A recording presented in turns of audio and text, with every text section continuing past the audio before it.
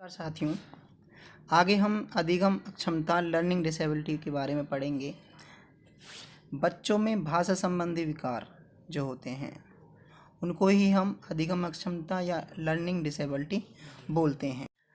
सीखने की जो अक्षमता होती है वो आनुवांशिक कारणों के कारण हो सकती है, जो हमारे जो माइंड है, मस्तिष्क के कामकाज को इस तरह से बदल देती है कि सीखने से संबंधित एक या एक से अधिक जो हैं अलग अलग प्रकार की जो एक्टिविटीज़ होती हैं वो हमें प्रभावित करती हैं, हमारे माइंड को प्रभावित करती हैं। ये समस्याएं बुनियादी कौशल जैसे पढ़ना, लिखना, गणित सीखने आदि में बाधा उत्पन्न करती हैं, जिनको हम अधिगम अक्षमता बोल सकते हैं। बच्चों में भाषा से संबंधित विकार के बारे में हम अब डिटेल में पढ़ेंगे। सबसे पहले है डिसलेक्सिया, जो कि पढ़ने से संबंधित विकार है। डिसलेक्सिया शब्द ग्रीक भाषा के दो शब्द डस और लेक्सिस से मिलकर बना है, जिसका शाब्दिक अर्थ है कथन भाषा। यह अधिगम अक्षमता का सबसे सामान्य प्रकार है। यह भाषा के लिखित रूप, मौखिक रूप एवं भाषाई दक्षता को प्रभावित करता है। जो इसके लक्षण हो सकते हैं जैसे कि वर्णमाला अधिगम में कठिनाई होना, अक्षरों की ध्वनियों को सीखने में कठिनाई हो जाना, एकाग्रता में कठिनाई, शब्दों को उल्टा या अक्षरों का क्रम इधर उधर पढ़ा जाना, जैसे नाम को मान्या या सावक को सक पढ़ना, या फिर जैसे वाज को सा बोलना, वर्तनी दोष से पीड़ित हो जाना, स्मरण शक्ति का कमज़ोर हो जाना, समान उच्चारण वाले ध्वनियों को न पहचान पाना या शब्दकोश का अभाव होना, पढ़ते समय लाइनों को छोड़ देना, ठीक है, और ठीक से कलम न पकड़ पाना, ठीक है। अब जो इसका उपचार है, डिसलेक्सिया का जो उपचार है वो पूर्ण रूप से असंभव है, लेकिन इसको उच्च शिक्षण अधिगम पद्धति के द्वारा निम्न लेवल पर लाया जा सकता है। मतलब कि जो बच्चों को बार बार पढ़ाकर, पठन अभ्यास द्वारा बार बार प्रैक्टिस करवाकर इसे लो लेवल पर लाया जा सकता है। आगे हम पढ़ेंगे डिस्ग्राफिया कि डिस्ग्राफिया क्या है। लेखन संबंधी विकार है। डिस्ग्राफिया लेखन क्षमता को प्रभावित करता है। यह वर्तनी संबंधी कठिनाइयाँ, खराब हस्तलेखन और अपने विचारों को लिपिबद्ध करने में कठिनाई के रूप में जाना जाता है। हम ये बोल सकते हैं कि जो हाथ की मांसपेशियाँ होती हैं वो कमज़ोर पड़ जाती हैं, ये इसका कारण हो सकता है।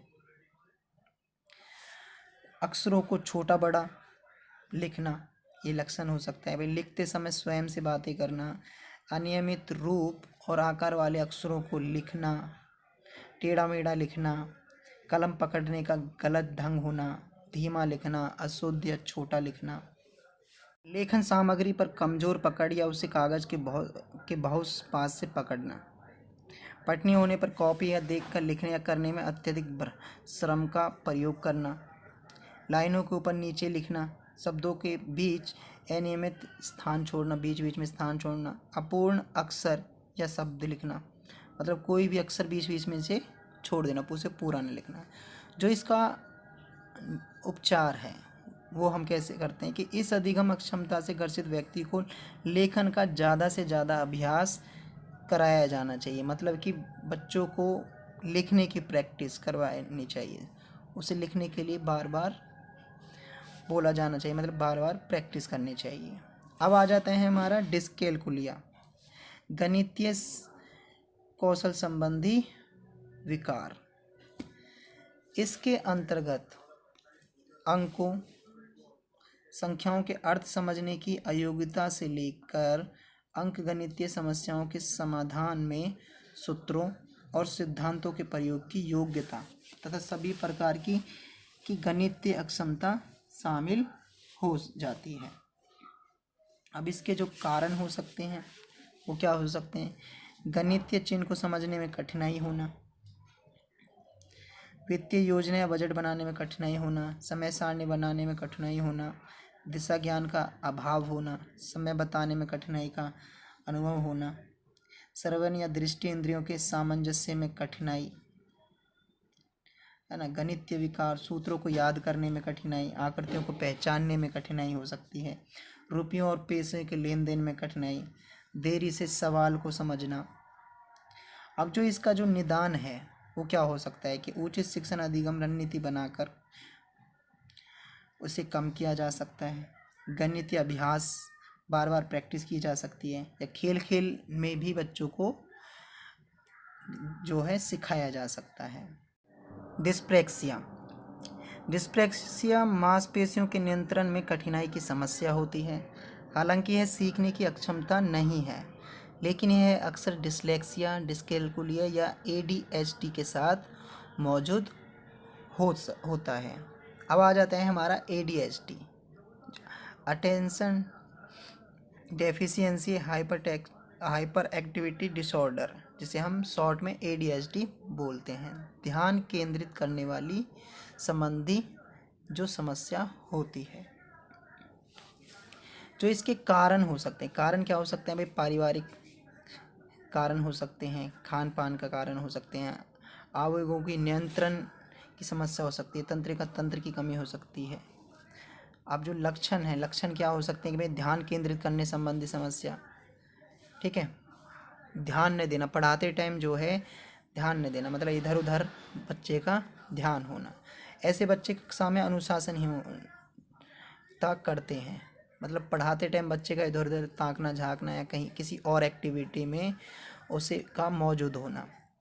ऐसे बच्चे संवेगात्मक रूप से अस्थिर होते हैं, मतलब कि एक जगह वो स्थिर नहीं रहते, कभी कहीं और कभी कहीं, तो उनका ध्यान होता है। और ऐसे जो बच्चे होते हैं उनके जो और लक्षण हो सकते हैं, जैसे दो लोगों को बात करते हुए बीच में टोकना, निर्देशों का पालन न करना, प्रश्न पूरा होने से पहले ही बीच में उत्तर देना, अपनी बारी का इंतज़ार न करना, हाथ पैर हिलाते रहना, अपना स्थान बदलते रहना, इसको ही हम अस्थिर बोलते हैं। इसका जो निदान है, ADHD का जो निदान है, ठीक है, वो किस तरीके से किया जा सकता है? ऐसे बच्चों को सकारात्मक व्यवहार दें, ठीक है, अच्छा व्यवहार करें उनके साथ। प्रश्न का उत्तर लिखने के लिए बच्चे से ये कहें कि पहले थोड़ा समय को घटाए, मतलब पहले थोड़ा आराम से लिखे और बाद में वह समय फिर अपना जो है समय को बढ़ा दे। इसके बाद हमारी कुछ और भी अन्य डिसेबिलिटी हैं, जैसे डिस्मोर्फिया, स्वयं को ज़्यादा सुंदर, लंबा व ताकतवर समझना, डिस्मिथिया, गंभीर तनाव की अवस्था, डिमेंशिया, तर्क न कर पाना, स्मरण शक्ति कमज़ोर होना, एलेक्सिया, सीखने में अक्षमता, प्रोजेरिया, कम आयु में वृद्धि लगना, मतलब कि कम आयु में ही बूढ़ा हो जाना। Thank you everyone. वीडियो अच्छी लगे तो चैनल को सब्सक्राइब ज़रूर कर लें और वीडियो को शेयर ज़रूर कर दें।